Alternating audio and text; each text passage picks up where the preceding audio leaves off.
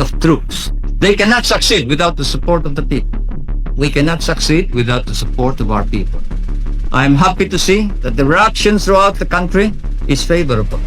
I have received hundreds and hundreds of telegrams from all corners of the Philippines congratulating you and incidentally me for the proclamation of martial law, for the sudden cessation of anarchy and of criminality throughout the land, and of the re-establishment of an atmosphere of brotherhood amongst Filipinos.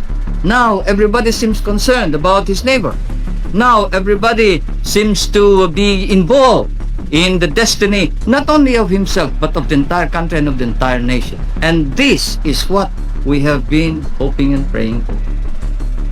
I repeat, it is necessary to reform in order to attain the victory that we seek. It is necessary that we attain all the objectives that we have set. These objectives are: we must give to the poorest man whatever is his due. The rich man must now understand that this is a new kind of society. We will protect his rights.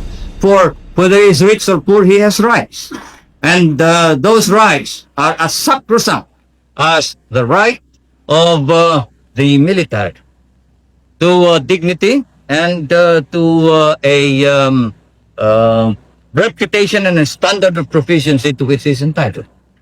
Thus, it is important that we must tell everybody, and I ask you to do this, to go out to your assignments, to your respective areas, to your units, to your area of operations, and tell everyone that every citizen in this country has rights, and those rights will be protected, whether he is a businessman or a mere janitor, whether he is a tenant or a landowner. Those rights should be protected, but we will treat each other as brothers.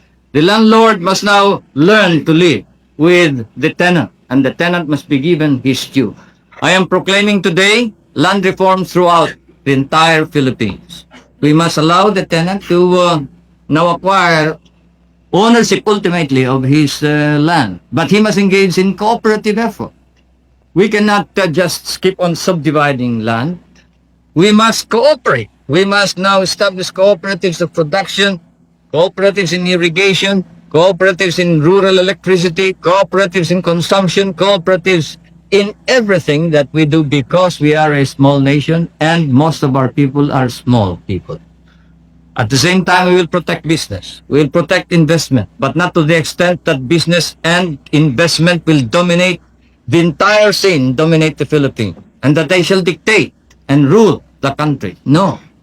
The business section need no fear whatsoever. As I have said, the soldier is not only courageous, he is not only humble, he is fair. Because that is his standard of not only living, but his standard for performance. That is his very life. That is his very meaning of his being a soldier. Fairness and justice. And so you tell each and everybody that they can expect fairness, justice. We will reform our society so we will weed out the corrupt in our government. We must do so because a corrupt government is an insult to the entire country. And it encourages rebellion, it encourages revolution. There can be no success, no victory, no achievement if we do not alter and change our political institutions so as to be able to remove the sterile and stop the attainment of the ideal that we have. The armed forces of the Philippines have set up a standard of their own. I know that you are engaged in cleaning up your own ranks. You are policing your own ranks. The Secretary of National Defense, the Chief of Staff, have recommended, the major service commanders have recommended that we now establish a military commission to investigate, try, and punish all personnel of the armed forces of the Philippines who may not perform in accordance with the exact standards, exacting standards of proficiency of the professional soldier. Because of this,